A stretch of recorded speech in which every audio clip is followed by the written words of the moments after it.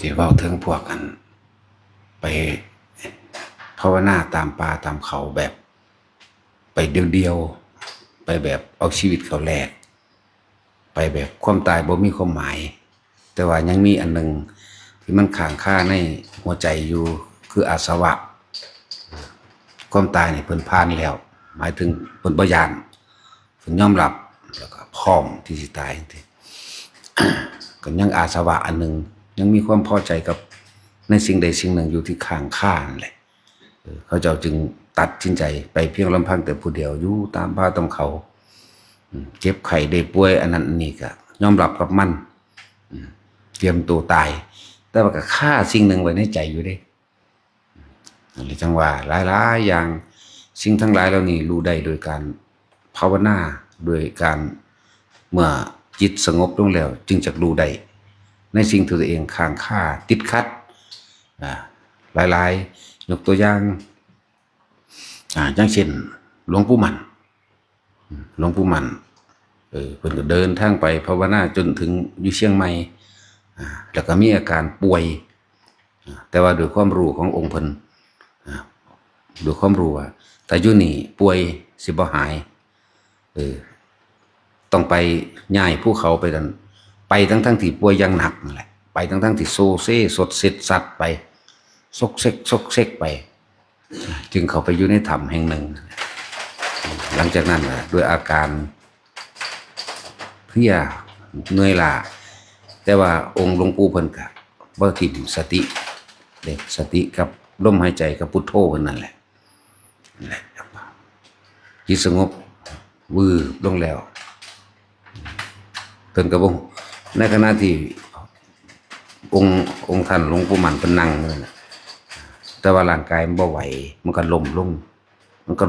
นอนลงลักษณะนั้นแต่ว่าก็ด้วยอำนาจแห่งสมาธิเกิดขึ้นมีพระองค์หนึ่งเพิ่นชื่อว่าพระโสนะซึ่งเป็นพระอรหันต์ตั้งสมัยพุทธกาลพุ่นล่ะเป็นพระอรหันต์หลวงปู่มั่นครับถามว่าท่านเป็นไผ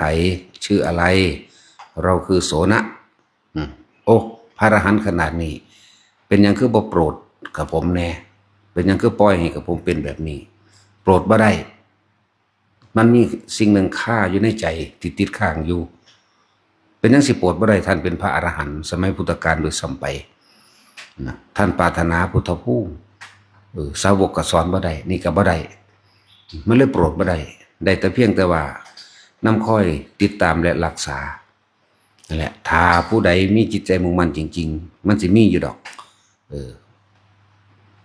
มันเพิ่นสิแต่ว่าเพิ่นนิพพานไปแล้วหรือเฮาเข้าใจว่าตายไปแล้วมื้อนี้เพิ่นก็มีอยู่สำหรับคนที่มั่นใจในการภาวนามั่นใจหรือเอาตายเขาแลกกันเลยนะก็สิมีสิ่งเหล่านี้ปรากฏขึ้นให้รู้ให้เห็นเรื่องของหลวงปู่มั่นก็เลยค่าปรารถนานั่นละเอิ้นว่าสิ่งที่มันข้างค่าอาสวะก็เรียกแต่ว่าเป็นอาสวะดียังมีความยินดีพอใจครับว่าอาสวะอารมณ์ที่ยังคล้องอยู่กับความอยากเป็นพระพุทธเจ้าเรียกว่าคล้องอยู่ในความปรารถนาโพธิญาณไผก็สิโปรดบ่ได้ประเภทนี้เพิ่นก็เลยต่อมาก็รักษาอาการไข้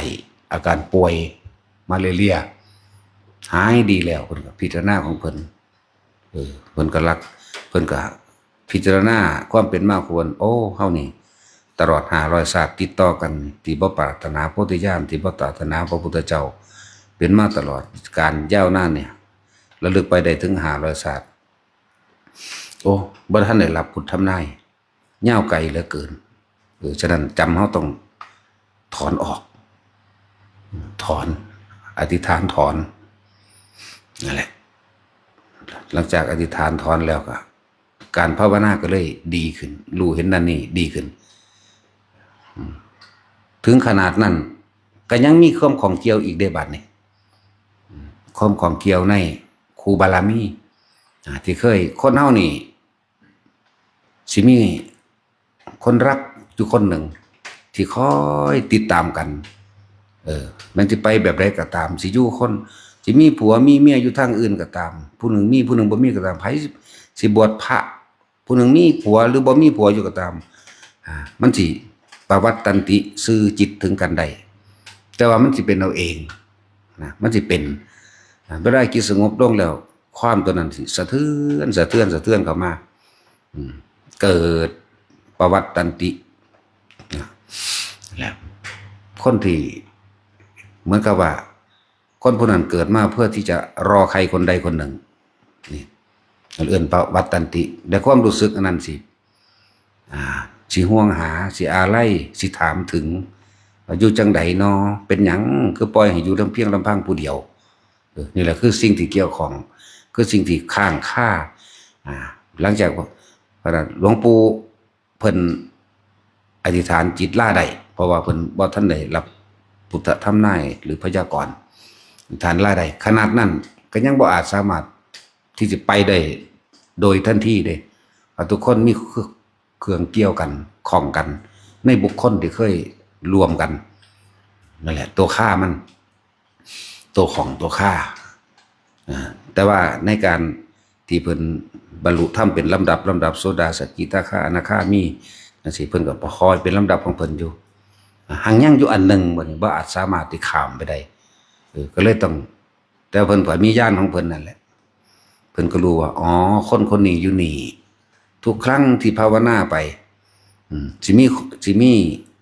สัญญาเดิมเก่าเกิดขึ้นอยู่ในใจมาต่อว่าสัญญาเดิมสัญญาเก่าต่อว่าเพิ่นเป็นหยังคือถิ่มเป็นหยังคือปะไปเป็นหยังคือปล่อยให้ทุกข์ยากลำบากล่างล่าอยู่เพียงผู้เดียวลำพังนั่นแหละตัวนี้เป็นตัวขวางในอรหันตผลของเพิ่นสำเร็จอนาคามีแล้วภาวนาไปสิขึ้นขั้นสูงไปบ่ได้ก็เลยมาหูก็เลยมาเห็นยายอันนั้นก็บ่เคยเข้าวัดเข้าว่าจะเกิดยายปันบ่เคยเข้าวัดบ่เห็นหยังบ่ได้สนใจกับศาสนาพอแต่ไปรู้ไปเห็นกันเท่านั้นแหละเปลี่ยนเป็นคนละคนเลยมีที่ดินอยู่6 ไร่เพชรวัดให้เลยนั่นแหละก็เป็นที่แปลกว่าเพิ่นก็สร้างวัดอันนั้นขึ้นมาธรรมดาหลวงปู่มั่นบ่สร้างวัดนั่นแหละรับเป็นวัดขึ้นมาปลดปล่อยกันไปจนว่าย้ายปานนั้นได้อนาคามีเบิดห่วงสบายใจในตัวนี้หนักกว่าหมู่เด้ตัวนี้เป็นของหนักตัวนี้ความหลักราคะอันในครูทุกคนมันมีอยู่แล้วเฮาปฏิเสธบ่ได้หรอกที่ทุกคนเกิดมาเนี่ยก็เพราะว่าความหลักเพราะว่าคนผู้ใดผู้หนึ่งที่แต่ของเคยมีสัญญาใจกันไว้มื้อนี้แหละหลังจากนั้นก็ยังมีห่วงอีกในหลวงปู่มันบริวารลูกศิษย์ลูกหาที่เคยปรารถนามารวมกันนั่นแหละจึงต้องตามสอนตามบอกตามปลดตามปล่อยกันจนได้ระดับหนึ่งจนถึงที่สุดแล้วเพิ่นจังตัดสินใจก็พอสมควรแล้วเหลือแต่เฮาผู้เดียวลูกศิษย์ลูกหาเพิ่นก็มีแล้วตามปลดปล่อยหมายถึงพวกบริวารนำกันหลวงปู่ชอบหลวงปู่แหวนมื้อนี้แหละหลวงปู่ตื้อหลวงปู่บัวหลายองค์ซึ่งหลายร้อยอยู่สำหรับสิ่งที่เพิ่นของข้างเกี่ยวกันนี่แหละหลังจากนั้นก็คนก็ขอตัวไปอยู่ลำพังพระองค์เพิ่นผู้เดียวที่ทำดอกคำจนถึงที่สุดก็บดปล่อยตัวเองออกมาได้แต่ว่ามันมีอันหนึ่งที่ข้างค่าแต่ละคนให้เฮาเฮ็ดแบบใดบัดนี้ให้ทุกคนอยู่ในลมหายใจนั่นแหละภาวนาไปเถิดบ่ต้องไปอยากรู้อยากเห็นก็ได้แต่ว่านี่นำมาบอกหรือเว้าให้ฟังเป็นคติตัวอย่างว่าบ่ต้องปรารถนาอีหยังต่อไปอีกดอกเอาอยู่มันสั้นๆแค่นี้แหละคือทำชาตินี้ปัจจุบันณขณะนี้ให้ดีที่สุดอยู่กับลมหายใจให้ดีที่สุดมันสิเป็นคือเพิ่นหรือบ่เป็นคือเพิ่นก็บ่ต้องอยากนะเรียกว่าเอาปัจจุบันสำคัญที่สุดนั่นแหละหลายอย่างที่เพิ่นระลึกมาเคยเกิดเป็นหมาขี้เลื่อนถึง500ชาติคือหลวงปู่มั่นน่ะเพิ่นเคยเกิดเป็นหมาขี้เลื่อนถึง500ชาติติดต่อกันจังซี่นั่นแหละ นี่ให้เฮาเห็นทุกข์ให้เฮาทุกข์นี่เฮาบ่ได้หนีมันเด้เฮาค้างคากับสิ่งใดเฮาก็ทุกข์กับสิ่งนั้นเฮาบ่ได้ให้หนีแต่เฮาควรกำหนดรู้อันเราควรกำหนดรู้เข้าไปจนถึงที่ว่ามันถึงไหนมันยึดตรงใดสาเหตุทุกข์ก็กำหนดรู้ทุกข์ล่ะสาเหตุทุกข์ก็ดีหนทางดับทุกข์เฮาก็เดินอยู่ทุกข์ดับไปก็คือคอยรู้ไปในตนเองนั่นแหละจังว่าเฮาบ่ต้องไปอดีตที่ผ่านมาแล้วหรืออนาคตที่บ่ทันถึงบ่ควรคำนึงให้มันเกิดความห่วงและกังวลต่อไปถ้าชาตินี้ปัจจุบันนี้ทำดีที่สุดแล้วก็บ่ต้องไปห่วงอนาคตว่ามันสิเป็นจังไดบ่ต้องไปห่วงว่าสิตกทุกข์ได้ยากหรือสบายหรือใดๆทั้งสิ้นนี่นำมาเว้าให้ฟังพ่อเป็นตัวอย่างหนึ่งอาจจะพวกเขาอาจจะบ่เข้าใจลึกซึ้งละเอียดได้แต่ว่ามันมีคนผู้หนึ่งสองคนอยู่ที่รอฟังสิ่งนี้ก็เลยต้องเว้าแหวกอากาศออกไปให้ฟังนั่นแหละต้องมั่นใจนักภาวนาในป่าในดงต้องมั่นใจตัวเองมั่นใจอย่างมั่นใจมักมีองค์8ของเจ้าของมั่นใจว่า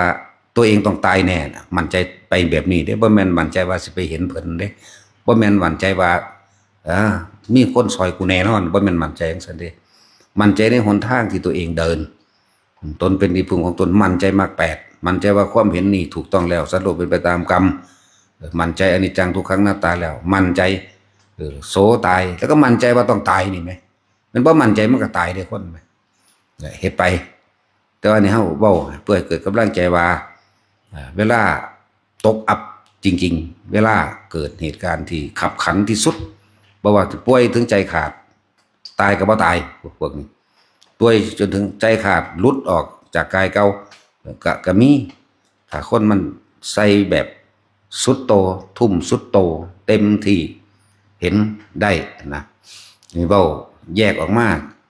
เพื่อให้เกิดกำลังใจซื่อเด้นั่นแหละคือจังหลวงปู่หมั่นเพิ่นบ่สบายแต่ว่าพระโสนสอนบ่ได้เพราะว่าเพิ่นยังบ่ทันเลยล่าออกจากความปรารถนาเดิมหลังจากเพิ่นรักษาอาการป่วยให้กันได้แล้วเพิ่นก็จังพิจารณาระลึกปุพเพสนิวาสาต่างๆรู้อดีตรู้ไหลเบิ่งเข้าไปคักๆเลยมันบ่สุดเลิกนะไหลเข้าไปแค่500ศาสตร์มันก็สลดสังเวชมากพอแล้วเกิดกับพระพุทธเจ้าองค์นั้นองค์นี้ก็มีหูมากพอแล้วเลยเห็นความสลดสังเวชตัวเองต้องถอนเมื่อถอนแล้วก็ยังบ่ทันได้ถอนอย่างอื่นอีกว่านี่ยังต้องไปหาถอนคนหลักอีกถอนหมู่จังปลดปล่อยกันเปิดทางให้กันกับหมู่ลูกศิษย์เพิ่นอีกนะเนี่ยหลายอย่างที่เฮาบ่เข้าใจในรายละเอียดสำหรับผู้อยู่ในป่าก็มั่นใจโลดเหมือนกันยกตัวอย่างหนึ่งคือหลวงปู่จามหลงป่าอยู่14-15 มื้อบ่ได้สันข้าวหยังเลยน้ำก็บ่ได้กินหยังบ่ได้สลบล้มลงแต่ว่าในนิมิตก็มีอยู่ว่ามีผู้หนึ่งรูปแขนรูปขารูปหน้ารูปตาแล้วก็เป่าสิหัวสุดตีนก็หายป่วยอาการจากโรคแล้วก็นำทางออกนี่พูดถึงคนที่เพิ่นทุ่มเทคนที่เพิ่นสุดใจเอาตายเขาเป็นหรือตายบ่ได้สำคัญให้มันได้ไปรู้ธรรมไปเห็นธรรมของเพิ่นนั่นแหละอีกอย่างหนึ่งอันนี้คือตัวอย่างอันหนึ่งคือหลวงปู่จามนั่นแหละเขาก็เป่าให้หายมันเป็นทำทาเอาซื้อดอกก็ถามว่าเจ้าอยู่ไสบ้านเจ้าอยู่ไสอยู่บ้านดึงก็เข้าใจว่าบ้านดึงบ้านนั้นชื่อว่าบ้านดึงคือบ้านดุงนี่นั่นแหละก็พาไปส่งทางอีกพาไปส่งทาง4ทางให้นั่นเด้อทางเข้าไปหมู่บ้านก็เสือกไปเจอบ้านกรีดอีกบ่มีไผใส่บาตรมีแต่อีนางน้อยนั่นผู้เดียวอีนางน้อยน่ะ5 ปี6 ปีใส่ข้าวปั้นหนึ่งหิวโซ่มันแสบคือเก่าล่ะคนมันหิว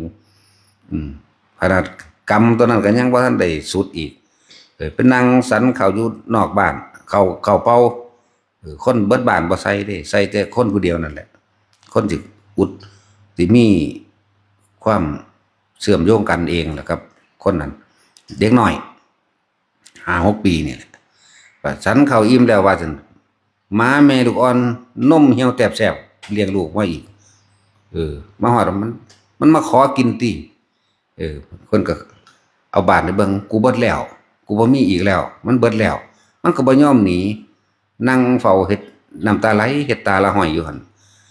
เอาไว้มาด้วยความรักด้วยความเมตตาจกคอให้หัก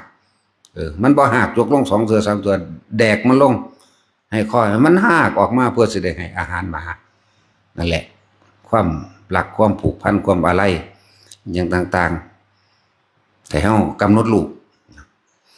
สุดท้ายมันกินแล้วมันก็ไปนะนี่เว้าตัวอย่างให้พวกเฮาเทียบเอาเองเทียบเอาเองทุกอย่างมันเกี่ยวเนื่องมันแนวใดให้ทุกคนน้อมเข้ามาสังเกตจิตเจ้าของเองสังเกตความคิดสังเกตแล้วจึงยังกระชังมันเถิดจงพยายามอยู่กับลมหายใจให้มากที่สุดจงพยายามอยู่กับตัวเองมากที่สุดอยู่ในสติปัฏฐานตัวเองอย่าหนีออกจากฐานใหญ่คือกายแล้วก็เน้นน้อยลงมาอีกกายในกายก็ลมหายใจก็คือเวทนาหมายถึงความรู้สึกในกายเน้นจุดเด่นเข้ามาอีกคือเวทนาในเวทนาอันเป็นอุเบกขาเวทนากายเวทนาจิตรู้ความรู้สึกแห่งตนจิตรู้ว่าความรู้สึกนี่ความคิดนี่บอกจากกายเน้นมันอยู่แค่นี้แหละต้องเฮ็ดหยังอีกนะให้มั่นใจตัวเองแบบนั้นเว้าแสดงเพื่อให้กำลังใจผู้อยู่ป่าซื่อๆดอกอันนึงนะว่าเฮาก็เคยเป็นอยู่แล้วแล้วก็เป็นหลายแบบนะแต่ว่าเว้าของลุงปู่ใหญ่เพิ่นล่ะพอ